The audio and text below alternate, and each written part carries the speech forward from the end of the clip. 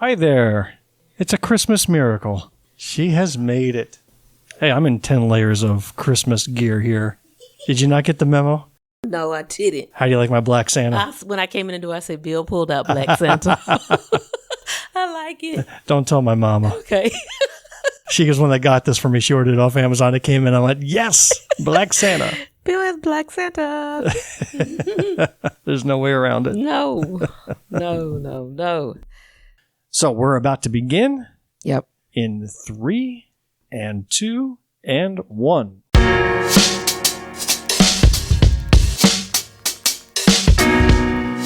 Welcome to episode 78 of Black, White, and Blue in the South, the podcast discussing Democratic politics with a Southern flair.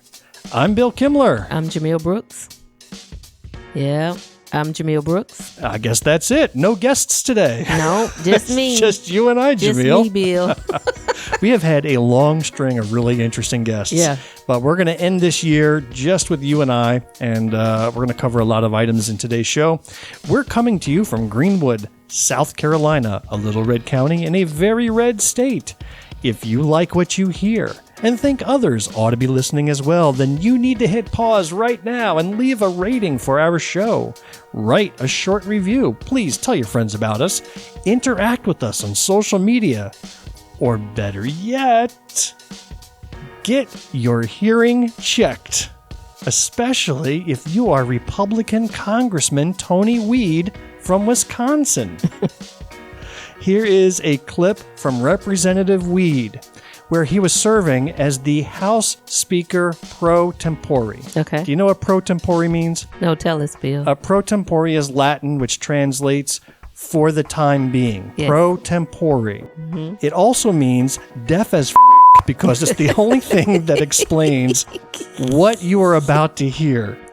In this clip, Representative Weed has temporarily taken over from House Speaker Mike Johnson. Okay. Why? Where was Mike Johnson? Well, where have the Republicans been for the last month or so? Where have they been? They were a government shutdown. They didn't show up to work, right? Yep. So he had to take over from Mike Johnson to continue business, and they were trying to push a censure of Democratic Representative Stacey Plaskett from the Virgin Islands. So this is like not even a voting member, right? Yeah. This is just, a token member from the Virgin Islands that they allow into Congress. Yeah. And here's how this clip went as he was playing the role of Speaker pro tempore. Let's watch. Is on the adoption of the resolution. Those in favor say aye. Those opposed say no. No! In the opinion of the chair, the ayes have it. Yeah. Did you catch that? This is how. I think this needs a replay. This needs a replay. Well, watch this. Is on the adoption of the resolution. Those in favor say aye. Those opposed say no. No! In the opinion of the chair, the ayes have it. Yeah. You knew, Jumelle, he heard it. In your sensitive hearing, did you hear the ayes having it? Not at all. Here, let's listen to the rest of this. Welcome to procedural democracy. And that is Representative Jamie Raskin, okay. And he's going to school Representative Weed. Okay. What purpose does the gentleman seek recognition? I request a recorded vote, and I challenge the Speaker's interpretation of the voice vote. Does the gentleman ask for the yeas and nays? I ask for the ayes and the nays. The yeas and nays are requested. Those favoring a vote by the yeas and nays will rise. A sufficient number having risen, the yeas and nays are ordered. Pursuant to Clause 8 of Rule 20, further proceedings on this question will be postponed. So basically, instead of actually getting a recorded vote on this censure of that representative, they said, we're not going to even take the vote. We're going to postpone it, as he has the right as the Speaker of the House to do. That's what he did. But do you see how silly the United States Congress, this is what people spend millions of dollars to get into these roles, to do that type of foolishness up there. That's crazy. All in favor? Say aye. Crickets. In my opinion, the ayes have it. What was that? And after they said for the nays, did you hear him go, He knew that he was about to do something crazy. Lord. Playing with people. I still can't get over that. That was the most surreal thing I've ever I ever did see. Well, let us know what you think by dropping us a note at blackwhiteblueinthesouth@gmail.com. You can also interact with us on Facebook, YouTube, Instagram, TikTok, Threads, Mastodon, and Blue Sky.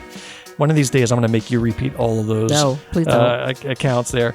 Just take a quick peek at those award-winning show notes in your podcast app, where you can find links to all of those accounts, the news items we are about to talk about, and more.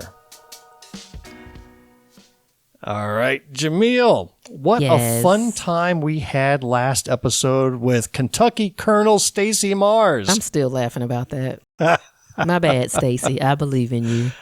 Stacey had a blast on that show. She's been loving the heck out of our video clips that we've been posting. She has. Someone commented to me that it sounded like we had the most fun recording that of any show we've ever done. It's because of Stacey's laugh. Infectious. Yes, it is. Super it's infectious. So warm. You can't help but just say, gosh, and you relax. Well, speaking of Stacey, she followed up with a podcast episode of her own. The podcast, remember, was called The Whole Truth Podcast. Yeah. And she interviewed our endorsee. She did, Sylvia Wright, who's running for State Superintendent of Education here in South Carolina. So check out our show notes for links to that episode and give it a listen. She did a fantastic job interviewing Sylvia, and Sylvia did a good job on her own as well. Yeah. So check out those notes. The next thing I want to talk about, something that happened just 2 days ago, was the parade in Greenwood. Yes. Now, we've brought this subject up a couple of times on this here show, so let's recap. Okay. The first time the city came out with a theme for the Christmas parade, and apparently Christmas parade has to have a theme now. It can't just be a Christmas parade. Yeah. Has to have a theme. What happened that first round? The first round, it was met with resistance. Why?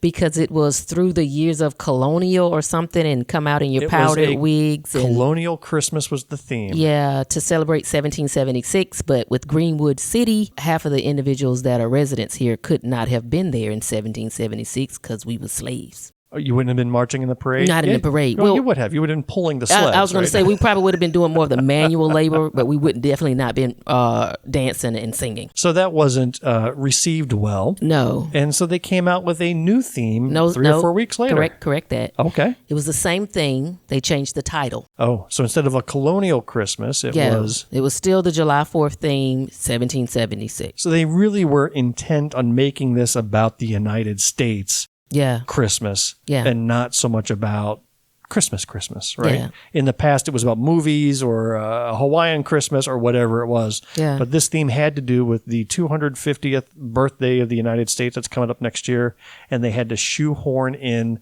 that theme. Well, anyhow. And it can be about the United States, but 1776? Right. Okay.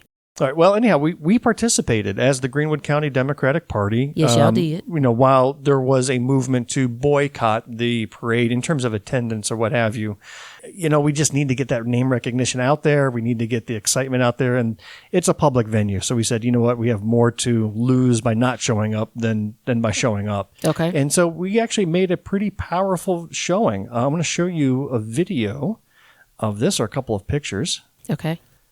Let's take a look at the screen. This was us.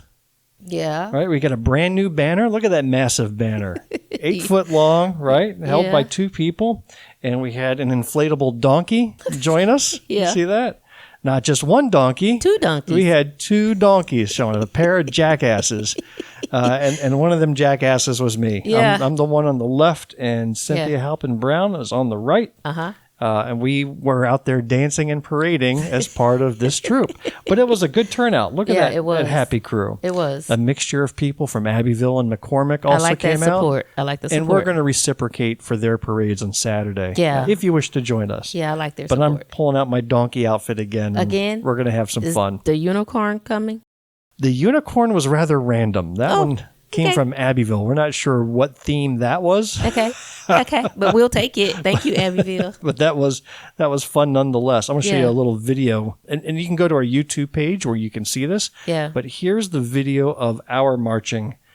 We're behind the red truck. So the red truck was ahead of us, but you can see our banner in the background. And look at the donkeys. Yeah. And let me tell you, It became a freaking steam bath inside that inflatable costume. Did it really? I couldn't see out of it to begin with. So the fact that I didn't get run over by our own vehicle is a miracle. And then that umbrella, which is a patriotic flag umbrella, Yeah. weighed about 700 pounds by the end of this route. We marched for 37 miles. No, you didn't. It felt like it. Parade only lasted 37 minutes. Yeah. Well, I felt every one of those minutes felt like a mile march. Yeah. But you try to keep up a good spirit, and we had a lot of kids yelling, "Donkey, donkey!" So they were excited to see Listen, us. I know the unicorn is random, but the unicorn is cute coming down. I guess that's our LGBTQ It unicorn, could be. right? It could be. Yeah. Very, very multicolored. Yeah. And then you can see Rock and some others sitting in the flatbed. Yeah. And there's John Blocker and his lovely wife, and in the golf cart, and Tori in her car. So we had a good portion of the parade, Yeah. giving out candy and whatnot. So that Yeah. was a lot of fun. We enjoyed it. I'm glad. I'm glad. We did have a couple of jerks come up to us though. Like somebody came up to me in the donkey outfit and just yelled "Trump!" Right? Like that was going to bother me. Yeah. Right? Weird. Like why would you feel compelled? You know, Weirdo. You're so go march in your own Trump part of the parade if Yeah. you want to put one together. Yeah. But why did you feel compelled to come up and shout that? Weirdos. Yeah, strange. But everybody was very well behaved, and that was a lot of fun. Okay, good. Good. I also want to ask you a question. You Okay. attended something earlier this morning. Yes. Here in Greenwood, we have the annual legislative breakfast put on by the Chamber of Commerce, and all the local legislators were in attendance, I assume, but Yes. I wasn't there. You were there in person. Give us the Yeah. lowdown. The lowdown, I will start with saying thanks to the Chamber for continuously providing information. Time may not be suitable for a lot of individuals, but it's definitely that one investment you need to make a year just so you can hear from the individuals who represent you. Because you're not going to hear from them otherwise. They don't hold town halls or things like that where you can ask them questions in public. I think their theme, the consistency in their messaging today was call them. Call them. And they made sure that you had their mobile numbers, but in their preferences, you call them or you can text them and they'll call you back. Okay, are we going to do that? We can make some calls now. I really don't want to hear from either of them. What kind of questions were asked at this breakfast? Great. Anything I'm of glad you interest? asked. Yeah, sure. I can tell you. You know, everywhere I go, I take notes. So if you ever see me, there's going to be some type note taking. So one of the questions was, why did you decide to run for office? Now, were these questions that came from the audience, or were they prepared in advance? There was no audience questions taken from the audience, so I assume that they were taken in advance. Not sure how they received them. But the questions ran from, why did you choose to run? What would you tell someone who's considering going into politics? They talked about the business clientele. Who is they? They would be Representatives McCravy and Gibson, along with Senator Garrett. Okay. Those were the three that were on the panel to answer these questions. There's a lot of talk about regulations and roads and funding and health care. There was another one of the questions. So I can listen. The only thing I can tell people is that you don't need to take my word for it. These are things that you need to be front and center to hear what is being said. And you need to listen to what is not being said. I think I've learned over the years that that's the most important thing, is to read between the lines. And sometimes you have to be quiet in order to actually hear what's not being said. And so some of the things that they relayed I thought was quite interesting is just that, like in terms of fixing the roads, I thought it was really interesting that, you know, we went from having 8 companies who handle that to having 5, but those 5 companies feel confident that they can handle the roads in South Carolina, don't need any more, and that the funds are there, but you just got to have the people to do the work. So it's really interesting to hear them talk about things that they face on a day-to-day basis. And that's really what it was. I don't see that it was a specific update for what each of those individuals have done for Greenwood or Greenwood County. Daniel Gibson did mention that he had been working with local elected officials to bring in more small businesses because of the positioning of McCormick and the inability to acquire, I guess it's the gas line and the access to interstate to make it appealing for larger businesses to come. So I think that was the closest thing to what is happening in local government and how their roles are impacting us that I did hear. Well, did you know that our nation has hit a record high for the number of small businesses that have gone bankrupt in the last, this year, since the beginning of the year? 15-year high. Small businesses gone bankrupt. Correct.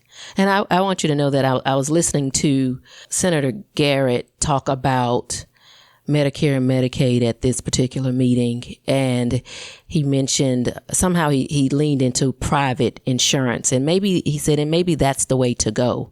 And I did everything I could to not scream out loud. Everybody can't afford private insurance, and I'm not sure if they know what's happening with these premiums, but to say private insurance and to say that you are aware of your constituents and the counties and the cities that you represent is almost like an oxymoron, because definitely funding for that is just not doable at this point. And there he referenced just so many things that would cause anyone who is working a regular job day to day that's not an attorney to really clam up and say, what do I need to prepare for and what should I do next? But to believe more in private insurance, to want to develop strategies, which I don't have a problem with, that will create a pathway to get people off of Medicaid. That's not a bad idea, but it's got to be consistent. It has to be something that can be sustained. What we're not looking for and what we shouldn't be comfortable with is quick fixes to anything. You didn't happen to do an audio recording of this meeting, did you? I did not. Oh, if I did not. If I had thought of it, I would have asked you to do an audio recording. We could have played clips. If I would have done an audio recording, I'm not sure you would have wanted to sit through it. I sit through committee hearings.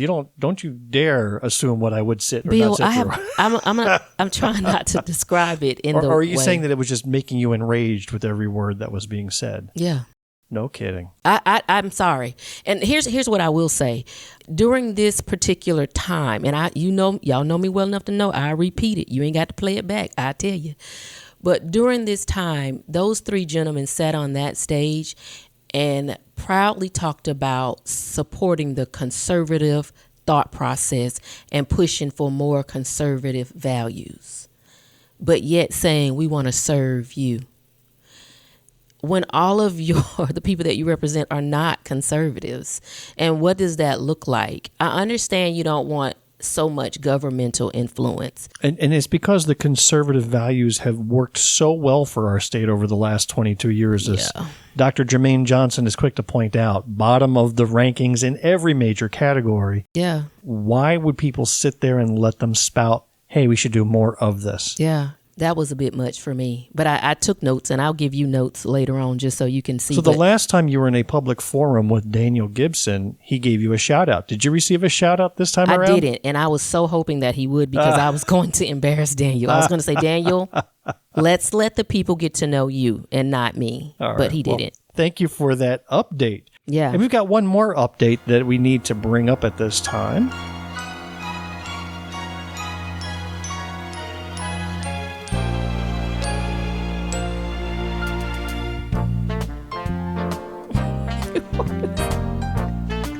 Jumelle? What, Bill? 'Tis the season for joy and giving. And it's also the season for us to take a break. Yes, it is. This will be the final episode for the year, and we close out Season 3. Can you believe it? Season 3, Bill. 3 seasons. I know. 3 seasons. Well, we're not sure when we'll be back because we might like our time off. But we will certainly have some best of episodes to tide you over, and those are always a lot of fun. Yeah, they're fun to put together. They're fun to listen to. But to close out this year, I do have some Black, White, and Blue in the South podcast trivia I want to throw your way. Oh, crap. Here we go. Are you ready to play this game? Sure, Bill. All right, hold on. Side note is Bill knows I suck at games, but he's ready. Go. Well, we've got our game show music here. This is Black, White, and Blue in the South trivia. Does the co-host of Black, White, and Blue in the South know anything about her own podcast? We are about to find out with 5 trivia questions. Okay. A score of, let's see here, anything less than 60% would be considered really embarrassing. Okay. So you have to get at least 3 of the 5 right to be considered, or to be allowed on the show, to be quite honest. Okay, great. You won't be coming back. I'll Okay, have put Stacey the answers on the Mars. screen. Put the answers on the screen. All right, here we go. Okay. The very first question is this. What was the official title of our very first episode? Multiple choice. Was it Welcome to Black, White, and Blue in the South? Was it Let 'em All Debate President Biden? Was it If Marianne Williamson becomes president, we're out of here? Or was it The Start of Something New? I don't know. I kind of like Let them all debate Biden. That's it. You got your first one right. Yeah. The very first episode was called Let 'em All Debate President Biden. That was actually our only topic. Yeah. Because back then there were two other candidates, RFK Jr. and Marianne Williamson, and they wanted to debate Biden. Biden's like, I'm not debating him. Not wasting my time. And when we saw Biden debate Trump, we kind of saw why. That was not in his plans. All right. Good question. Here is our second question. Where did we meet for lunch when I first broached the subject of doing this podcast? We did it over a meal. Where was it? Buffalo's. Yes, it was. It was the Buffalo place because you were getting you can stop with that buzzer. We have met there, but we didn't talk about the podcast. Okay, wait. This isn't a second chance. Okay. Where did we meet? Our place. We went to our place. We met there, and that's where I broached the subject of black, white, and blue in the South. I don't even ever remember going to our place with you. Yeah. We did? Yes, we did. You got proof? I know exactly where we even sat. Really? Yes. Okay.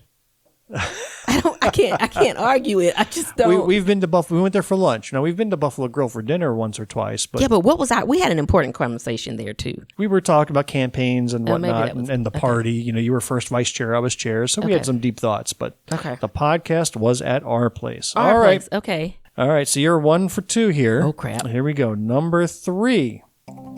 Roughly how many total hours of material have we released? Not including this episode. So for the last 77 episodes, did we have a total of 80 hours, 100 hours, 120 hours, or 140 hours? D, 140 hours. That's not possible. We actually only have 80 hours worth of shows. Did you just cut all the stuff out? The very first year, we had short shows. We were doing 35, 40-minute shows for like the first 20 episodes. Yeah, but that other year we had like 7,000 hours on one episode. One episode is about an hour and a half, hour 20, sometimes an hour 10. Oh, God. But you total it up, all 77 episodes is only 80 hours of actual podcast that was released. What was your question? How many total hours of material have we released? Not including this one right here. You said release, though? Yeah. So 77 episodes worth was about, actually, was to be exact, it was 78 hours. Shut up. I know. I was surprised too, but I had to go and do all the math. You did. But 78 hours is a lot. So I'm going to put this in perspective. I just feel like we've done some. Okay, go. If you drove 60 miles an hour, you would cover 4,680 miles while listening to all of our shows. So if you listen to all 77 episodes, you could travel 4,600 miles, which is back and forth from San Francisco, California. I was going to ask you, where would that take us? Yes, if we did a road trip, just there and back, we can listen to all 3 seasons of Black, White, and Blue in the South. Only Bill would know 78 All right, you are now 1 for 3, and you're only allowed one. No, you have to get the next 2 right. Oh, crap. Actually, you know what? I actually have 6 questions. Oh, Lord. So you do have a shot. You can't get any more wrong. Okay. Here we go. Okay.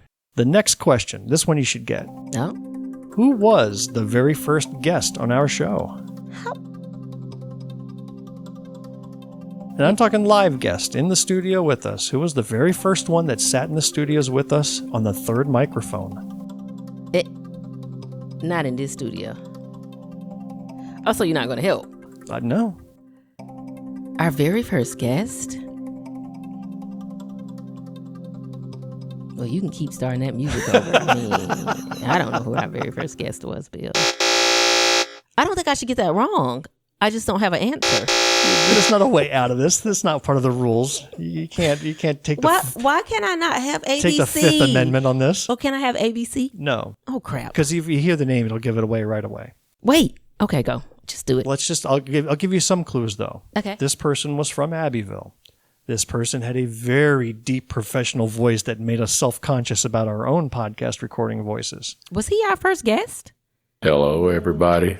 Mr. James Clue. He was our very He first was guest? our very first live guest. Over at the Muppet House. The Puppet House. Puppet House, yeah. Yes. Oh. He was our first guest, November of 2023. And that turned into a 2-part episode. It was so good. I would have never guessed. Yeah, that's wrong. I would have never guessed that. All right. To question number 5 then. Okay. Oof. They ain't looking good for me. You know those little video clips that we put on YouTube and TikTok and Instagram and whatnot? Yeah. What do you think is the number of video clips that we have produced? So again, going back to those 77 episodes, Okay. do we have 200 video clips? Do we have 300? Do we have 400? Or do we have 500 of these short little video clips? 2, 3, 4, or 500? Since 2023? Since we began. 300. Who gonna keep up with all the clips, Bill? We have 500 video clips from our podcast, believe it or not. The actual number is 495. It's 11 and a half hours worth of short video clips going back to episode 1. So those little 1-2 minute clips that we throw up on these social medias. Yeah. We've got 500 of them. I like the way you're so kind. I like the way you said, how many have we released? We haven't released any. Well, you're in them. I couldn't release them without you. So this isn't the Bill show here. This isn't the white and blue in the South show. So this is a collaboration. But I looked at that number. I went, I've got to be. Bill, is that not mind-boggling to you, the amount? Did you know 500? Did you know? 500 is half 1,000. Like. It's like another 3 years, we'll have 1,000 clips. That's just crazy. Weird. All right, last question. Okay, can this be a bonus question that I get? No, this is all or none. So this is your chance. Okay. You can redeem if you can get this question right. Okay. Last question. Here we go. Okay. How many times Oh, Lord. has Jumelle quit the show? Oh, dang, Bill. Why would you do... Do you know the answer? I only quit one time for real, Bill. That's the right answer, yes. Jumelle has quit one time. And because she got that answer right, she has successfully completed the Black, White, and Blue in the South podcast trivia game. I hate this game.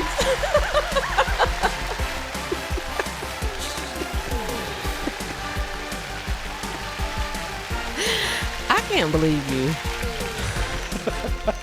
The torture. I quit one time. For those that don't know the story behind that, that would have been in 2024?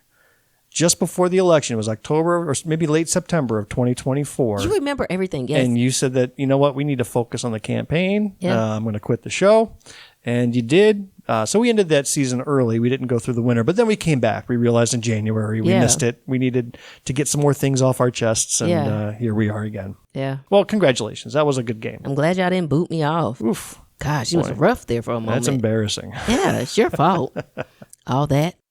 Well, Jumelle, we've got a full slate of topics to cover. So let's jump right into... For up-to-the-minute reports, stay tuned to this station. Now the news. Jumelle? Yes? You've once again lined up a number of excellent, timely topics to discuss. Dang it. You've done your research? Yeah. Okay. You Something. ready? We're going to see. You ready to inform our audience with facts and deep insights? Why can't I do it like the other people? What's that? Present no facts. No facts? Okay. Yeah. Okay. No, let's go. Are you... Well, anyhow, it's good. Okay. Because we're going to cover none of those topics today. I actually have a surprise lined up for you. Oh, Bill, here you go with these surprises. Instead of going through our well-planned research and notes, yeah. I'm going to toss it all out the window today. No way. Are we really? Yep. We're going to let fate drive the content of our show. Let's do it. This is a first ever. Okay. So how about this? This Okay. is what I propose. How about we make some phone calls and see what the people want to talk about? What do you think? Okay, call him, child. We're going to make some calls. Okay. All right, let's give this a shot. Again, this could go horribly wrong. This is new territory. Oh my God. Let's do a little dial in here and see what we got. I don't know why he likes to play with my emotions. Hello, Oh, who's this? this is Lane Horowitz. Lane Horowitz. Welcome to Black, White, and Blue in the South. How the heck are you? Hey, Lane. Welcome to the show. We understand that you have a pressing hot topic you want to share with the show and have us riff on. What is that topic? Well, my topic is IDEA and what's happening to it. I don't know what IDEA is. Can you educate me? Individuals with Disabilities Education Act. Ooh. So this is a yes. federal act. Yes, this is a federal act. Jumelle, what do you know about this? Well, I wanted to see what her question is, but I think it's the fact that it's kind of one of the reasons why they got to go back and call back the educators. OCR has so many discrimination cases as it relates to disability. Office of Civil Rights. But I don't know if that's where Lane is going, so I just want to hear her say a little bit more about it. But those are regulations that are put in place to ensure that people with disabilities have equal access, equitable access to education and support. Okay. The Office for Special Education and Rehabilitative Services, Yes. 35 employees during the shutdown. They had reinstated them. There's no guarantee they'll be on. So I told you this was dangerous. Yeah. They fired 121 of 135 employees during the shutdown. That's about 90% of them. Yes. Who do they keep, I wonder? Do they just keep like the cafeteria people, so they can keep Linda McMahon fed? Go ahead, Lane. As I can make. But they've since been reinstated as part of the shutdown. Well, Lane appears to be cutting out again. So I would ask you this, Jumelle. If you were let go in a downsizing effort, now you're in your own business, so you'd have to let yourself go. But, back when you were in the schools and there was a big layoff of all the teachers at your school, would you then, like 3 months later, accept an offer to come back? So that answer can vary. One, it would be how exactly did they let me go? Like if it was a clear and open conversation about this is where we are, this is what the budget can't handle, we will have to downsize, and these are the options, then I might consider coming back. The other thing that's going to drive those individuals to come back will be how appealing that package is to return. Oh, you think maybe they got a little extra bonus to come back? Yeah, something's going to have to come, because here's the issue. If they were let go because of downsizing, they now are not obligated. I'm wondering, and I guess that's a legal question, are they contractually obligated to do anything, because there is no contract, right? Right. So you would have to entice them to bring them back. So Lane, what is it about these layoffs? How did that impact the nation and how it operates? Like, what did they do? What they do is they are in charge of making sure everything with the IDEA is enforced and things like that. So it's an enforcement agency. So I wonder if the intention was to eliminate 90% of the workforce. What did they think was going to happen? I mean, that had to have been an intentional act, because it was very intentional. They didn't want to enforce it. So what's changed that now they've had a change of heart, said, oh, we actually have to do this work? Well, I think it's because of the number of cases that were not resolved in the OCR, the Office of Civil Rights, which were linked to disabilities, and those disabilities were cognitive. And so someone with expertise has to be on staff to process those cases. Do they have to? Again, if the intention was to just ignore it and not process cases, why suddenly do they feel like they have to process cases? So it makes me think that they went through here, which would fit their description. They went through here and fired a whole bunch of people and didn't even investigate to see what was still left undone. Well, Lane, we want to thank you for spending some time with us. Appreciate you picking up the phone. Thanks, Lane. And have a Merry Christmas. We'll see you around soon. Bye. Bye, Lane. Gosh. All right. Okay, I like that idea, though. Well, it's a good idea. Yeah. Well, let's see here. I'm going to randomly call somebody else. What? Do you know Joel Richmond? No. Joel Richmond is a member of our Democratic Party here in Greenwood, and he's a big fan of our show. Okay. He caught me on Saturday at the breakfast meeting and just said, man, you guys have been knocking it out of the park. Great shows. Wow. And then I said, well, Joel, how about you come on and let us know what you think and what you want us to talk about? He said yes. Okay. So we'll just give him a little ring here. I got a good one we can call if we're going to play that game. Oh, we can do it. Okay. I've prepped people in advance. Okay, we probably better stick with you. 351 is not available. At the tone, please record your message. Well, you didn't prep enough. Well, these are people that all confirmed that they would be available. This is kind of fun, though. I like this. So let me give them another shot here. Okay. Hello, Joel. Yes, can you hear me? Yes, I can. Mm-hmm. Oh, wonderful. Hi, Joel. You're on Black, White, and Blue in the South with Bill and Jumelle. How are you? Hi. Two. We're doing good. Hey, Joel, you had a topic you wanted to share with us today? I did. I wanted to ask Dr. use artificial intelligence at any time in your teaching or your work in the community. And what further development in AI would you prioritize that would specifically aid in your... Okay, so I think we got a little problem here, but I think the question was about AI in teaching. And actually, the weird thing is, I know I shouldn't say this, but I am not a fan of AI.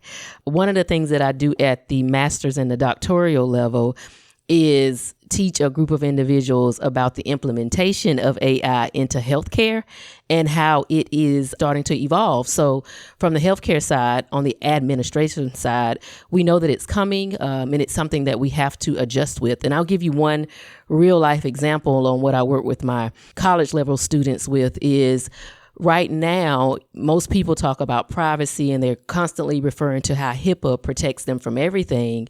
But HIPAA was developed in 1996, and it does not include protection from AI because that wasn't a thing. And so what we have to do is back up and increase strict points or combine different layers or take a scaffolded approach to protection for privacy because there is nothing right now. And so right now, your doctors are safe to use AI to put in your conditions, never mention your name, but can give all of the demographics about you and your conditions and allow AI to generate a recommended treatment plan. So from a college level, that is what my discussions have been. From a high school level, very little to none. I did work with a program that was put out by Amazon, and it's called Future Engineers. And what that program did, it did teach students how to code at the very basic level. They revamped that curriculum and actually started to add more AI components to it, but we didn't push forward with that. At the high school level, our biggest thing was making sure that students could recognize and do entry-level coding. You know how when you put in a question to AI and it generates a response that kind of sounds a little off. It doesn't sound exactly like a human is. Like there's certain words and phrases or the way that it talks that is very AI-like. There was a recent major study done that they analyzed like lots of audio and video, etc. And they're finding that humans are now starting to pick up and talk like AI responses. That's weird. Like we're starting to be influenced by what AI speak does. That's weird to Using me. words that weren't common maybe a year ago, but now since AI is using it all the time, it's starting to hit the common vernacular. It's weird. That's a good question, Hey, though. Joel, thank you very much. That Thanks, was a great Joel. question. Yeah. And happy holidays to you. All right, I think he just hung up on us. I know. I wish I could. I hope I got what he was looking for, but... All right. Well, he'll hear the results on the air, and he'll know that he had a great question. He did. That was a good question. So let's try a third try. Maybe third time's a charm with the quality of the call, etc. What do you think? Okay, let's go. Oh my goodness. Let's see if we get this mystery guest to pick up. Oh, hello. Oh, who do we have on the line with us? Oh, this is Cherry Brown, the chair of McCormick County Democratic Party. Hi there. And thank you for being on a great connection. You're coming through nice, crisp, and clear. Yeah. Oh, great. Well, it was good talking to you, and I hope you have a... Oh, wait a minute. No, we have a question? Do you have a question for us that you would like us to talk about here on Black, White, and Blue in the South? I guess maybe I've just been totally uninformed in terms of South Carolina and how great our rate is ask, are you guys aware of where South Carolina stands in terms of the nation of dealing with sex trafficking? Oh, wow. That is a deep subject. Oh, that's a good one. If you don't mind, enlighten us and let us jump in where we know. Okay. Well, what I have first informed voters, but when I thought I would definitely just hear about. Well, I have to say, whatever the audio problems are, it's not the people we're calling. So, but I wanted to go ahead, Cherry. About it is that it is really a serious problem here in South Carolina. I did not realize that in the 2000 basically said they found about 400 potential victims, and of the 46 counties have the investigation is spanned to at least 40 counties. So that means sex trafficking is a very, very deep problem.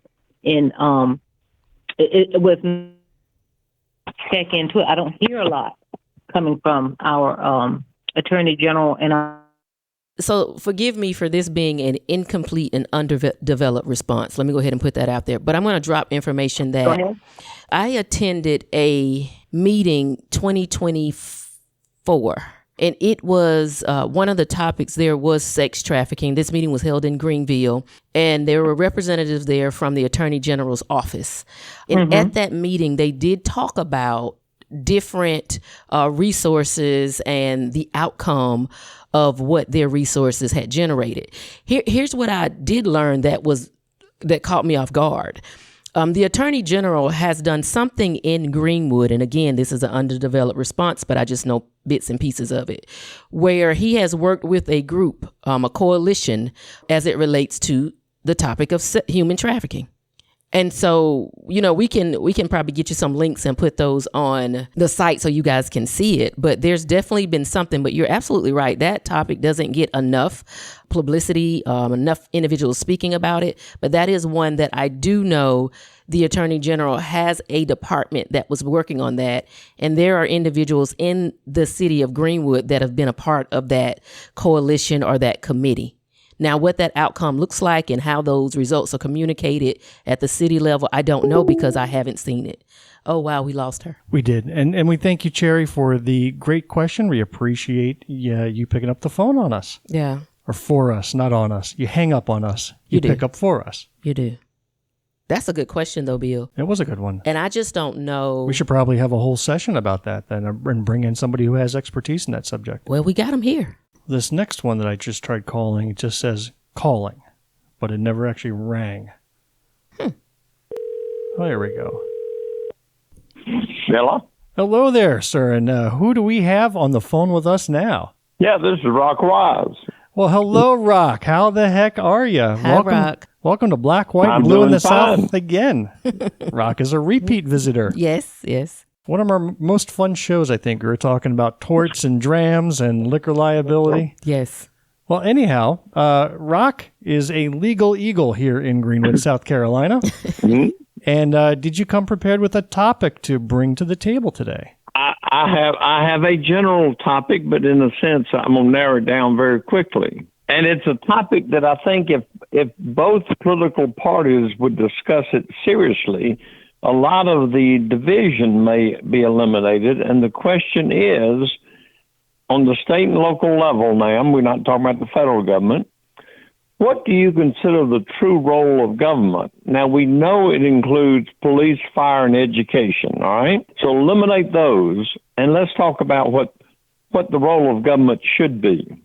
Well, Rock, that was too deep a question for us to handle here. Well, it is No. We're going to take this on. Yeah. All right. So Right. let's take a basic one. Education. That's a favorite topic of ours. No, we eliminate education. I We thought all know government does that. That's correct. Okay, So I heard does that. fire, police. I missed education. Yeah. All right, so we eliminate that. Well, we know government should do those.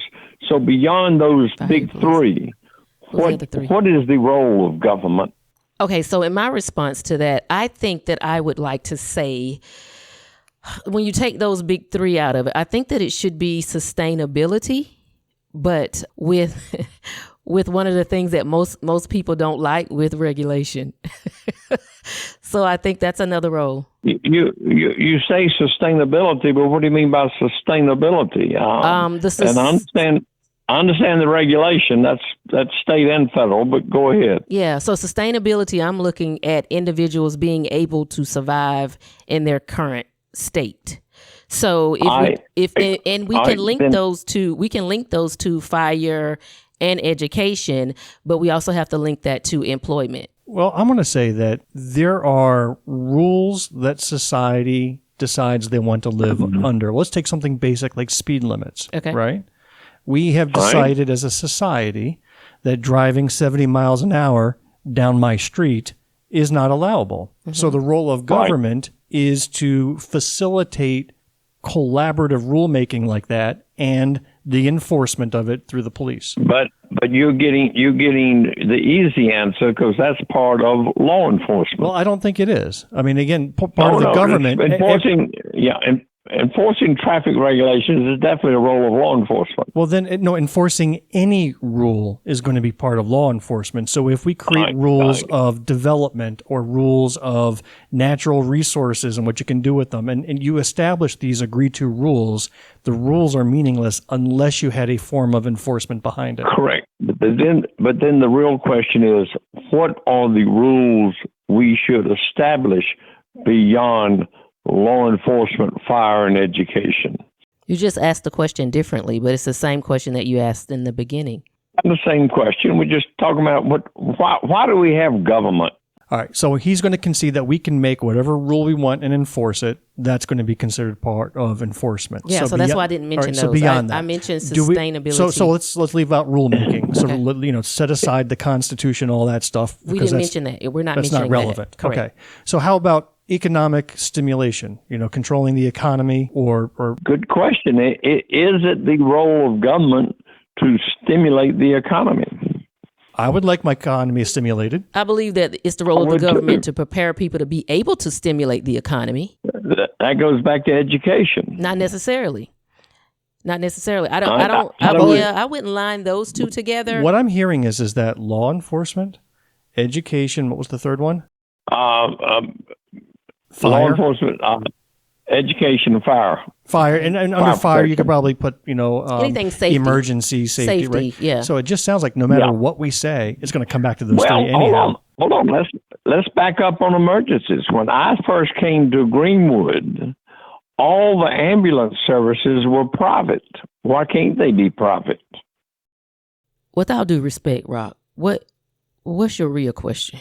Why not make law enforcement private? I mean, because it seemed we're not discussing if we're going to privatize or not. The caller called in and asked, what did we consider to be the role of government? We called the caller. Right. Well, either way, it was the rule of, and I think that's a really good question, actually, Rock. So I want us to talk more about that, but we can't talk about privatization.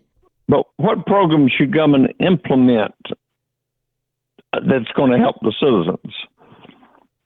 Other than those three I mentioned. You know what we didn't say? I don't know if you want to drop this in with safety, but I think healthcare is a part of the government's influence. Excellent point. And then we can get into how much healthcare. Mm-hmm. Yeah, that's a good point. But 100 years ago, no one would have thought of, maybe 150 years ago, no one would have thought of healthcare as being an essential government function, but virtually every community today has some sort of public health care. Yep, I agree. Well, Rock, I thank you for that topic. Boy, that thing could take us another 2 hours, if not more. That's a good discussion, so we need Rock back. And we're going to need some alcohol, some wine or beer to continue this conversation. That is a good topic to discuss at a much longer period of time with much more conversation enablers, shall we say. That was awesome. That was a good one. Thanks, Rock. Have a great holidays, and thanks for being with us. Sure will. You too. Bye-bye. Bye-bye. Well, that would figure the one clear call we had was like the deepest topic. I don't think it was deep. It kept shifting. It really did. Okay. You know, as long as we can acknowledge that. We had 4 questions in that one. I feel like he had another question lined up 10 questions later. He did. And he was leading us like he would lead a witness. Yes, he was leading us down to a conclusion. I was eager to get there in 5 minutes. And a lawyer ain't going to do that in 5 minutes. Yeah, he was on it. He was All on right, it. let's see who we got here. Good question, Rob. You know what I like? I like the question and then the pause. He is waiting. Yeah. He was like a trapdoor spider. Oh, who's this? Tori? We Miller? have Miss Tori Miller. How the heck are you? Are you on a speakerphone, Tori? Because it's kind of hard to hear you. Hey, Tori. Let me turn it up. Well, it's not it that needs to be turned up. It's you that needs to be turned up. We're not hearing you. Can you hear me now? It's tough. It'd be better if you could pick up the receiver and talk through that. It'd come across a lot clearer. Oh, the receiver's my computer. Oh, and you don't have a headset. Okay, so we'll go. No, not in here. That's in the classroom. I did not prepare her. She did not learn the Jumelle lesson about yelling through her computer. Does not sound the greatest. It does not. Well, Tori, we appreciate you. We appreciate you picking up. But get your face right into that computer of yours and give us a question or a topic that you would like to talk about. What are you guys doing today? Is that a political question or is that just a generic question? This is a political podcast. I would say political. Where we're talking to you and we're recording a show. Okay. Do you have a second question you would like to ask us, Tori? I'm right now checking papers for economics, and I'm very pleased with my students understanding economics to the point that they understand the boo-boos that are happening from the federal government. And just your thoughts on the general public and the economy. I don't think the general public understands the economy. I think what we've become accustomed to is just living it day to day. I don't know if people understand just yet where we are and what the impact is going to be on them from a economical standpoint, Tori. I don't think they get it yet.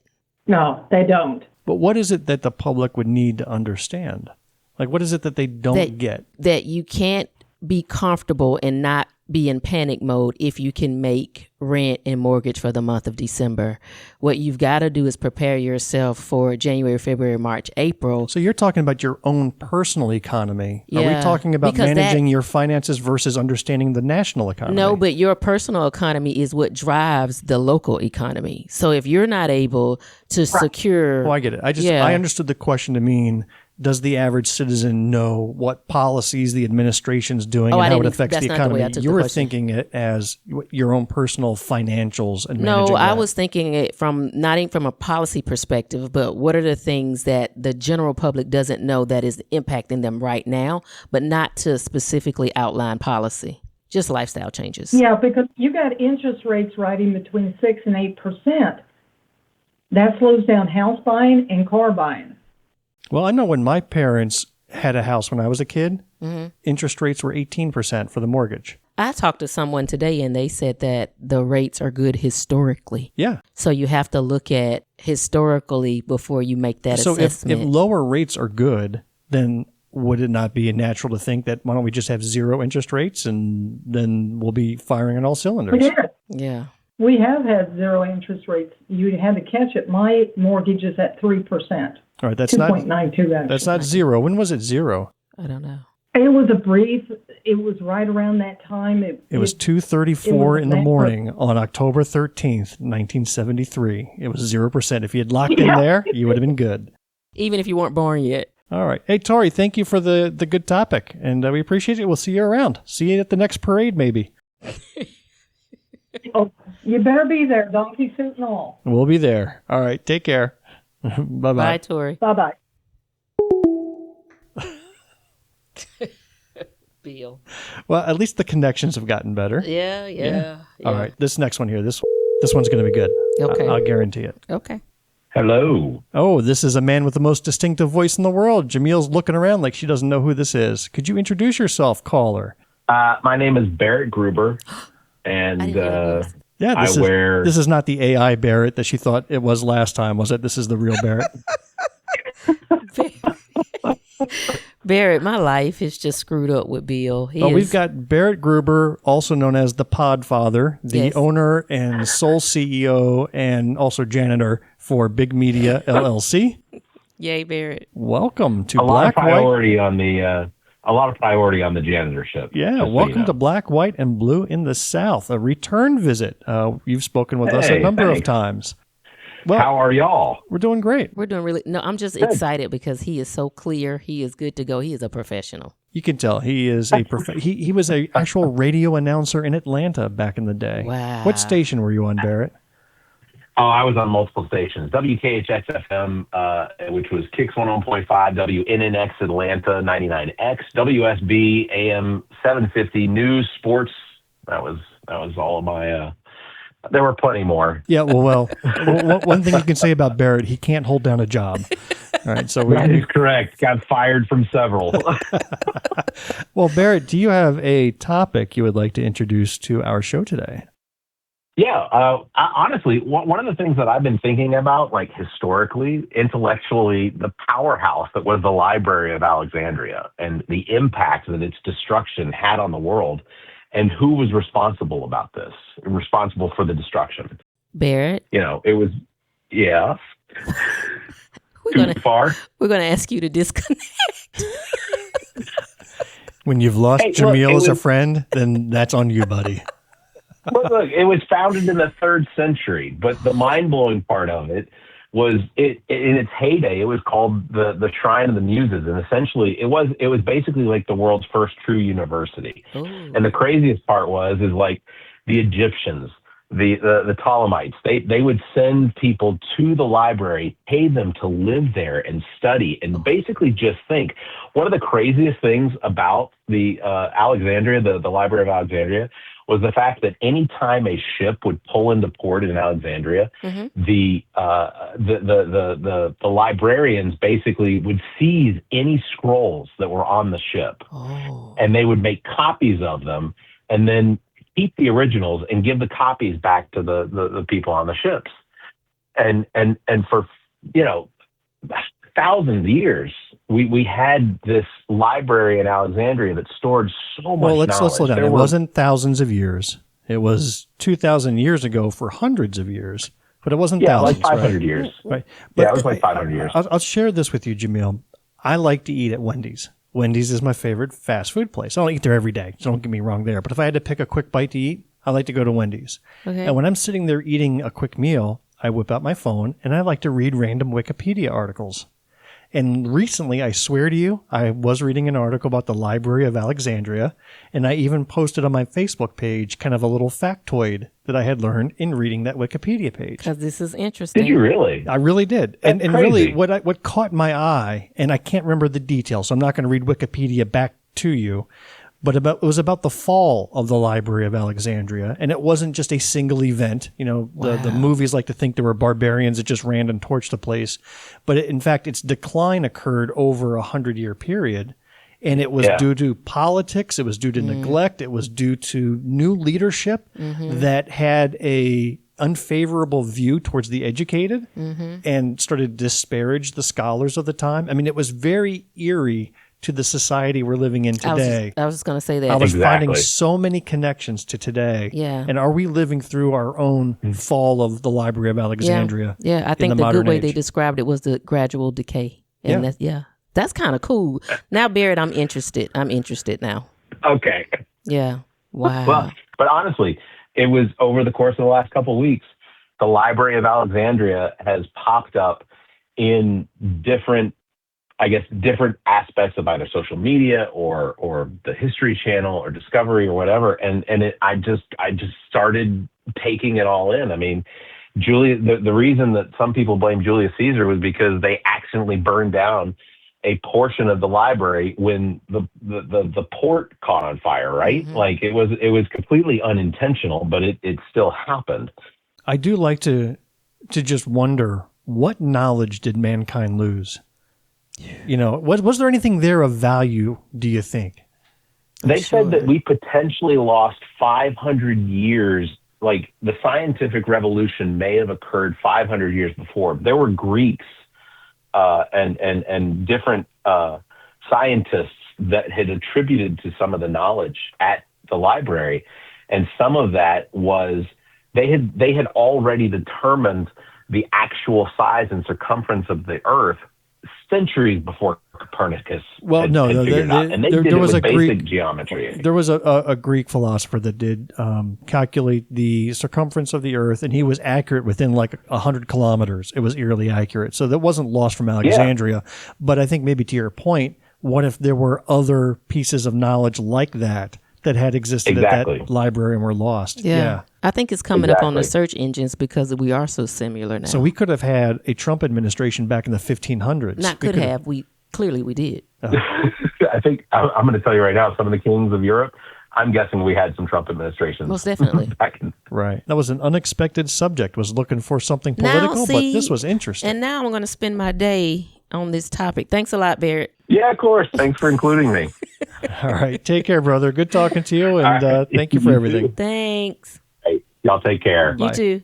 Oh, now this one's going to spend some time on this. All right. Now we're getting the hang of it. You got time for another call? I got time. All right. I got one lined up here. Okay. Let's see who's on the other end of this. Now that we're in the swing of things. Yeah. Hi, it's Amanda. Hi, Amanda. Oh, hello. How are you? I'm sorry, I actually can't stay that long. I forgot about this call, even though my dad told me it was coming. Yeah. Okay, so ask us a question. Well, let's first say hello to Mrs. Amanda Guzman. That's correct. Congratulations, because I didn't get to say that out loud. Yay. So we're talking to an entirely different person this time. Thank you. I know. I didn't actually officially change my name. Oh, you didn't? Didn't? Are you going to, or is that just... Eventually. Eventually. Okay. No rush. Okay. In fact, he should change his name. Obviously, you wear the pants in the family. No. He should change his name? No. Yes. No, Amanda, bad idea. He should be called Amanda Guzman, too. All right, Amanda. Well, quickly hit us up with the topic, and then we'll let you get back to work. Oh, no problem. Well, we're in the end stages of closing on our house. So that's been a big part of our lives recently, and it's really interesting, going through the home buying process during an economic disaster. So she was showing me prices of houses in her area. Really? She was showing me a literal crack house with broken steps, overgrown weeds, one floor. I mean, this thing looked like it was about to collapse on itself. Yeah. It was like $250 or something. I thought it was in the 300s. What? Yeah, it was like 1 bedroom, 1 bathroom. I mean, this was an absolute crap hole. Oh gosh. And it's more than the house I live in now. What I got my house for today. Wow. And that was like the best you can find. Oh wow. That's not good. Yeah, it's funny. You hear people my age complaining about how nothing's affordable, and older folks are like, you just got to work harder, pull yourself up by the bootstraps, stop buying coffee. And it's like, okay, if I stop buying coffee, that saves me $1,000 a year. Yeah, that's right. not going to do anything for me. And you need $350 just to get a starter house. Yeah. Oh wow. Yeah, that's about what we're getting our house for, $340. Yeah, that's but I will say that And the that's house that you did get, and I don't know why the crack house was so high, but the house you got looks beautiful. Okay, good. Yeah. Thank you. Yeah. So I am hoping you are getting your money's worth there. But as long as you stay in there for the rest of your life, you'll be fine. Oh gosh. Thanks. Yeah, I look forward to it. I got to get going though, but right. Thanks for calling. Okay, and bye. Thanks, Amanda. I'll talk to you later. Bye. Bye. That's the thing that you'll hear so many people on the political stage talk about, is having an America that the younger generations can't afford to live in. They always talking about, you want to be able to buy that home. You want to be able to do these different things. But what we're not connecting those two are the things that have to occur at the foundation so that someone can. Right. And to Amanda's point, I don't care how many Starbucks runs you skip, you're still a long way from paying that amount of money for a house that you've got to put twice that in renovations. So it's just we're in a very difficult spot. And if you look at individual silos, economic silos, you get a glimpse of hope. But if you put that picture together, it look a little scary when you get to see where everyone is being positioned here. It's How long have scary. you been in your home? 2019. Have you looked at the change in your house's value since then? I have not. Because we did in ours. So we moved into our house 2018 on the same time. Okay. It's worth $100,000 more today on the market than it was then. And I'm sure we would sell ours at the drop of a dime. If somebody wanted, they can give us an offer and we'll take it and pack up. But where would you go? Because you can't find it. I would live in a van. I don't care. No, but even I have to say is that I don't feel $100,000 wealthier. Yeah. First of all, the bank still owns the house, not me. We got decades to go before it's Yeah. my house. But even then, there's nothing about the house that's improved. There's nothing. In fact, it's gotten more decrepit with under my guidance because I'm not really a house guy. Yeah. And we'll do repairs on it, but there's nothing about it that made it $100,000 more valuable. Yeah. I don't understand how in so few years that property could be jacked up like that. It kind of goes back to what I've said time and time again on here. I don't know how it's rigged this way, but it just seems like these United States puts more emphasis on property and property growing and excelling and doing well than it does on people. How else could a thing grow $100,000 in value in that time frame if you've done nothing else to it? So this is why I don't like the subject of economics. I think economics is just a bunch of made up stuff. Like they try to explain it with fancy languages and fancy equations. I really do. Because there are just things that don't make sense. Like the house prices, right? Yeah. It's supply and demand is the first thing you learn. Yeah. And is there more demand for houses than there is supply? Because it seems like everybody wants to sell their house. Everybody wants to buy a house. It seems like the demand's just fine. We're not growing as a population. Yeah. I don't get why it's $100,000 more in just 6 years. And that's what I was going to say. When you're looking at things from an economic standpoint, I think supply and demand drive everything.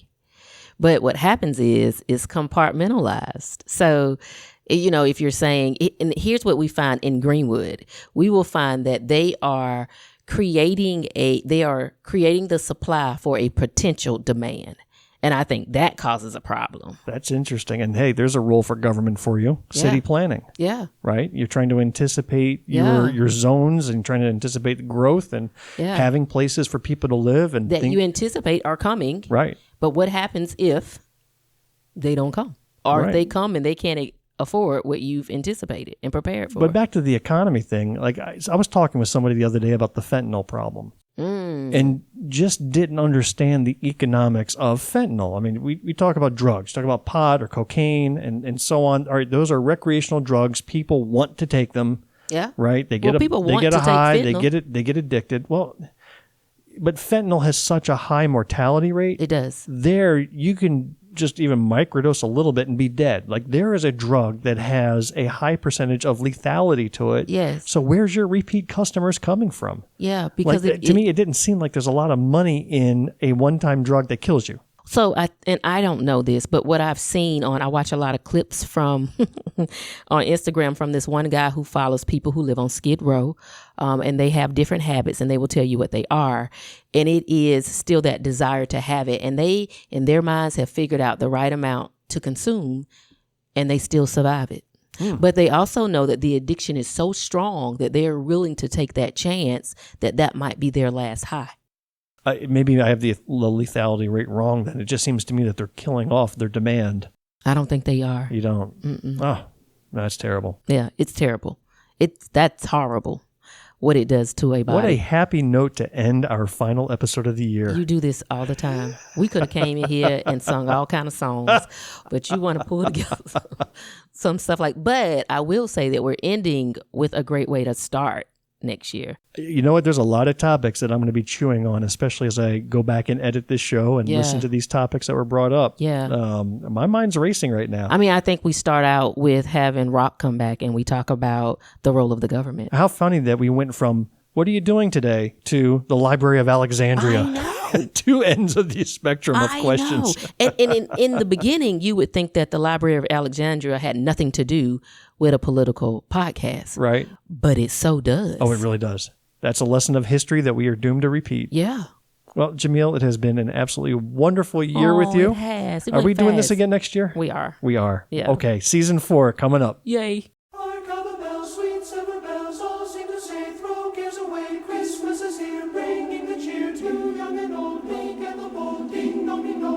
And that's a wrap for Season 3 of Black, White, and Blue in the South. We thank you, our listeners, for making this endeavor worthwhile. It has been an absolute privilege and joy to have our voices in your ears all of these years. Yeah. We hope you enjoyed what you heard today. Please take a quick minute and leave us a rating and a review of our show. We really want to know what you think. Your reviews drive search engines and make us more visible to new subscribers. Yeah. If you do, you will have an opportunity to vote on whether we want 3 more years of this Trump presidency. Those opposed say no. Did you catch that? Yeah. If you are a blue dot in a red sea, keep the faith, keep up the hard work. Change only happens over many years of work and dedication. As Winston Churchill once said, which is very appropriate this Christmas season, he said, "We make a living by what we get, but we make a life by what we give." Oh, that's deep. That is deep. I like it. All right, Jumelle, I wish you and your family the best of Christmases. Same to you. Yeah. Yeah. And I guess we'll see each other next year. Yeah. All right. Take care. Take care. The end. The preceding podcast is solely owned by its host or hosts and is distributed by Big Media LLC. Copyright 2025, all rights reserved.